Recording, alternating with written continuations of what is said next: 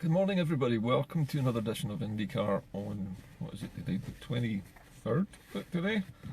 Just checking my date. Oh, no, sorry, 24th of June today. In about a month, maybe just a little bit less, we'll have a new Tory leader, a new Prime Minister. And it's either going to be Boris Johnson or it's going to be Jeremy Hunt. But does it matter? Does it matter to Scotland who it is? Because whatever happens with the Tory leadership battle doesn't alter the fact that Brexit remains the key momentous decision, the momentous event that's about to happen to us in October. Now that will happen regardless of who's at the helm, as I said yesterday in my previous show. But what's important, I think, for us to recognise is that we are now at the point of maximum peril as far as Scotland is concerned. This is a period of our maximum vulnerability, is just as this new Prime Minister is being sworn in. And the reason I say that is because just as the new Prime Minister is sworn in and a new administration takes over at number 10 in Westminster, the inescapable consequences of Brexit, no deal or deal Brexit, doesn't matter which, are going to be this damage to the economy that's going to occur. Now, no matter which leader it is who is piloting the country through this period, there is going to be a disaster ahead, and for Scotland it's going to be catastrophic because of the nature of our economy, which is much more balanced. Although it has a large banking sector, it has a massive manufacturing and exporting sector, which draws in colossal amounts of foreign currency, which is necessary in the British context to prop up the pound. Now, if that were to be in any way damaged by Brexit, it would damage everything. It would damage the UK economy, it would damage the Scottish economy, it would cause massive job losses here. However, that's not the only risk that we face. Even before any of that happens, we now know, in fact we've known all along, that neither Boris Johnson nor Jeremy Hunt is a friend of Scotland. Both of them have said that they will do whatever they need to do to keep the union together. Now that tells you that they'll stoop to virtually any dirty trick to keep Scotland shackled to the UK, whether we want to be or not, so that the asset stripping of the UK on Scottish resources can continue unabated to fund the disaster of Brexit which is coming. In exactly the same way that Thatcher's administration hoovered the oil out of the North Sea to pay for the mass unemployment that she created by the deindustrialisation which she oversaw in Scotland because of an ideological hatred of manufacturing and this bizarre ambition of hers to make the entire UK economy a white-collar economy without any service industry, without any exporting industry at all. However, thankfully that she didn't succeed in Scotland. She did succeed in England, which is creating their difficulties at the moment. But the period of maximum peril for us is not just to do with all of these things with Brexit.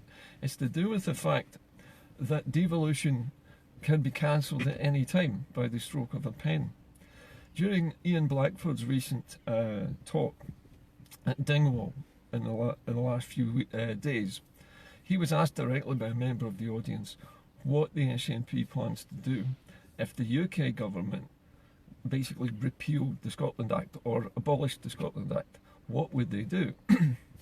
Now, although I haven't seen the film footage of Ian's reaction to this, I've heard first-hand accounts that he basically sort of laughed and snorted at the derision and thought they'll never do that. They just wouldn't do that. That would be unacceptable. That would be beyond the pale. But there wasn't actually an answer to the question of what the SNP would do if, for some reason, devolution was either suspended or abolished suddenly before we could call any kind of independence referendum. Now, this is the real danger. They cannot stop us from holding a referendum legally.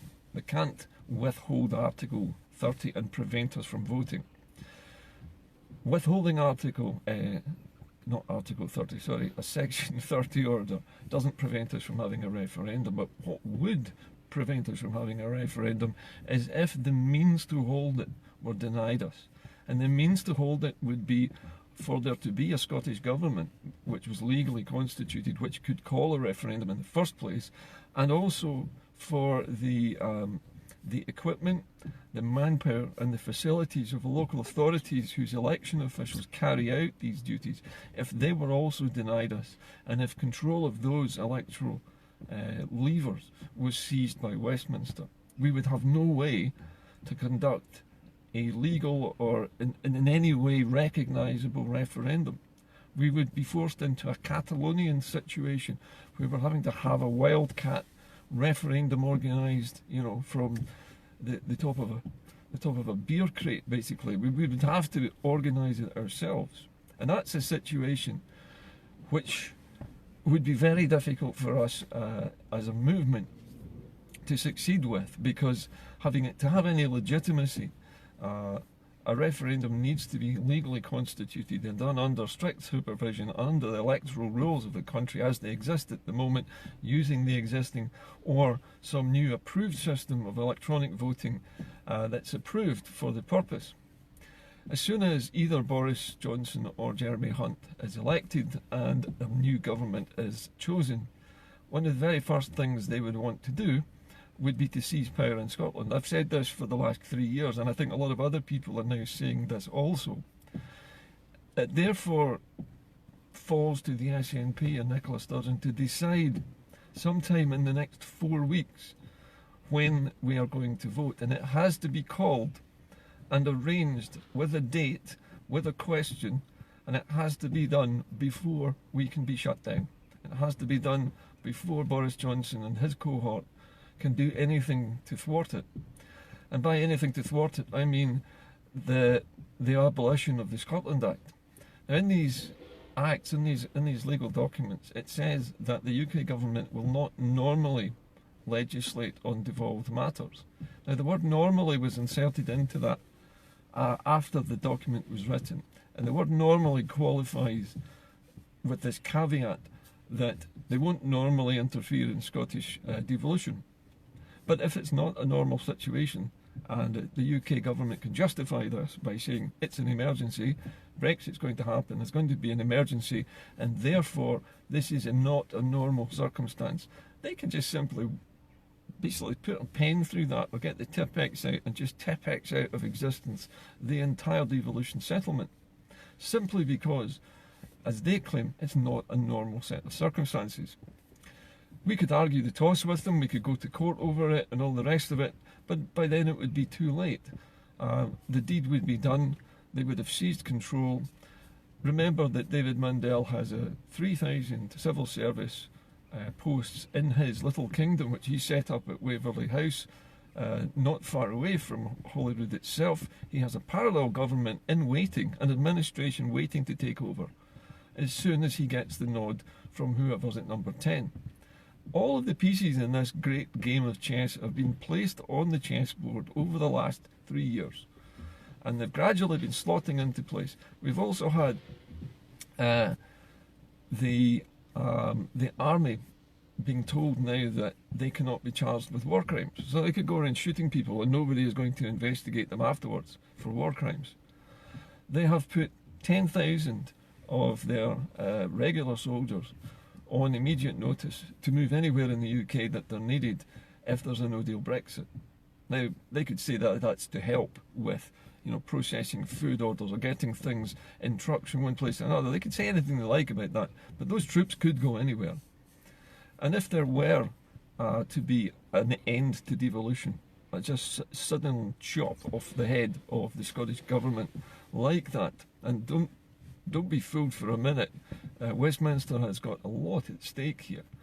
The idea of losing their cash cow that they need to get through the no-deal Brexit that's probably coming would be too tempting a target for them to give up on. They don't want to give up on their Scottish oil, their Scottish gas, their Scottish renewables, all of the things that we make or manufacture or that we possess, they covet, and that they are currently asset stripping like crazy as we speak to prop up what is basically a profligate, wasteful luxury lifestyle for their own people in the southeast of England, like there's no tomorrow. And then comes along Brexit, and Brexit just trashes everything in sight. It pulls us out of our export order market. It destroys the jobs of tens or maybe hundreds of thousands or even millions of people across the UK. And in the process, they need some way of surviving that devastation that they've caused. And the only way they can do that is by asset stripping Scotland completely. And they cannot do that if devolution is standing in their way. They can't frack Scotland, which they definitely want to do, because the Scottish Government is standing in the way. And they cannot privatise and take over the NHS in Scotland because the Scottish Government stands in the way. Everything that the Tories want to do with Scotland is being prevented by the existence of the Scottish Government and the Scottish Parliament. Take those things away and Scotland would be prostrate and helpless before, well, basically a fascist state which would just take over Scotland. It would just occupy it. It would asset strip it like it's doing at the moment, and we would be basically told to stay in our homes. There would be a curfew. They would arrest people who gathered in public places to protest. Don't be fooled by this thin veneer of civility that exists in the United Kingdom. When Ireland broke away from the United Kingdom in 1919, they sent the army in. They sent the army in to shoot everybody, to basically put down the rebellion. And they didn't hesitate to do that. And then they didn't hesitate again to cause 20 years of violence and strife in Northern Ireland because it suited their purpose to keep hold of those 6 counties in Northern Ireland. They're still hanging on to them to this day, despite the Belfast Agreement, which they're going to trash that as well shortly. Tories have said that 63% of them have said that they would happily lose Scotland and Northern Ireland and trash the economy and even destroy their own party to get Brexit. We are not worth anything to them. It's only our resources that they want. We are expendable. We've always been expendable. That's why nuclear weapons are stored right next to us, because we are expendable. We have to act, and we have to act before Boris Johnson and before Jeremy Hunt get a chance to open their mouths on the day of their investiture as Prime Minister, whoever it is. And we need to get that retaliation in before anything happens. To my mind, that means 2 things. Calling a referendum immediately for before the 31st of October, putting a date on it, giving the same question as last time in exactly the same way. And at the same time as giving us that date, they should also put out a no confidence vote in the new government before it's even constituted, so that we can try to force a general election. And if there is a general election, then the mandate must be full independence with a vote for either the Scottish Greens or the SNP. If there's a majority for independence parties in the 59 seats at Westminster, then we walk. If there's no general election, then we have a referendum before Halloween, and we walk. Because no matter what happens, we have to take the action before we get hit, because we're going to be hit, and it's coming very, very soon. We've got about 4 weeks in which to plan and execute the strategy, and if it doesn't happen in July, then I think the game's a bogey. We might as well forget it. There's no way we can afford to wait till 2020 or 2021 to have a referendum on independence. There just is no way it will be in time. When Brexit happens, and it is going to happen in some form or another, because nobody so far has said anything that leads me to think that it will be stopped. But when it happens, everything will shut down in this country and everything will change overnight. We're not going to be living in the same United Kingdom anymore that we're used to. The gloves will be off, the civility will be gone, the rules will change, the laws will be changed, laws will be suspended, things will be shut down, things will be taken over. And we'll be sitting there thinking, what happened? What just happened? Why did we let it happen? Why didn't we act sooner? Let's not let it happen, okay? Let's get it done, but let's get it done in July, have the date set, the question set, and we have that referendum before we leave the European Union on the 31st. Come what may, whether it's a soft Brexit, a hard Brexit, a hard-boiled Brexit, whether it's Boris Johnson, whether it's Jeremy Hunt, who cares?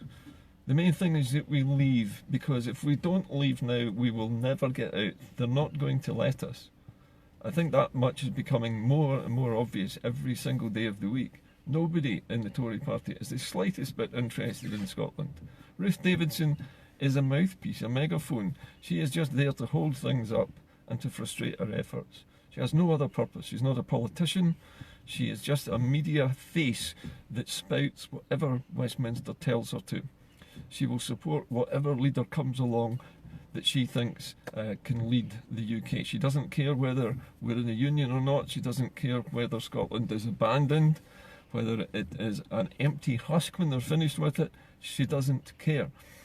The main thing that the Tories care about is money, and they want this country to become a giant tax haven. They want it to become the new Singapore of the West. They've said this.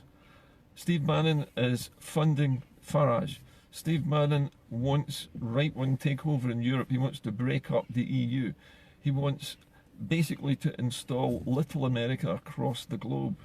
And Farage and Boris Johnson and Michael Gove and the Tory party are all in this with the Americans. They want to sell the UK to America. They want the United Kingdom to become a massive tax haven, money laundering, banking centre, with no other industries except Scotland's industries, which will keep feeding money into their system. No matter what happens to Scotland, and no matter how poor we get, as long as they get our oil, our gas, our electricity and our other natural resources that they want, we need to get out. And we've never needed to get out more than we do now. This is no longer just a philosophical choice. This is a necessity. If Scotland's going to survive the next century, it needs to escape the shackles of this union, and it needs to do it right now. We have 4 weeks, and we've got to get it done. And this will probably be the last time I say this, because if I keep having to say it for the next 4 weeks, I'm going to be pretty annoyed, because I know that the SNP is working hard behind the scenes. I know they have some kind of plans. I'm hoping they have a plan A, a plan B, and a plan C this time. I want the currency to start from the very beginning, but definitely we cannot afford to wait until after Brexit. We can't even afford to wait until after the Tory election is finished and Parliament sits again, because then it will be too late. They will act fast, they will act before anybody else can move. Holyrood can be easily shut down. They've already threatened to sideline it and to bypass it and to do whatever they wish in Scotland through their new office at Waverley Place. So they're definitely going to do it. We have to time this just right, but there have to be two prongs to this attack. One of them has to be a referendum before Brexit, and the other one has to be a plan for a general election if that doesn't happen. And finally, whatever happens, we have to be ready to move, and we have to be prepared to do a lot more than we've been doing up until now, because the gloves are going to come off. And if we wait too long, it might be too late. It might be too late for us to protect our Parliament. We need to keep it, and we need to keep our government, and we need to have the legal and the constitutional capacity to organise the vote. That's the only thing that Jeremy Hunt or Boris Johnson could actually withhold. They could remove the means to have the actual vote. Never mind the Section 30 order, which really just gives legitimacy to the vote. It just basically means that England agrees to abide by it. They don't have to agree to abide by anything, but we can still have a referendum even without that agreement, and it will be recognised. It'll be recognised across Europe, it'll be recognised across the world, because the groundwork's been laid, the legality is there, the legitimacy is there, the claim of right is there, everything is ready to go. But it's time to act now. We've run out of time. 4 weeks from now, we'll have a new Prime Minister. 4 weeks from now, we don't know what will happen. I'll see you later. Bye-bye.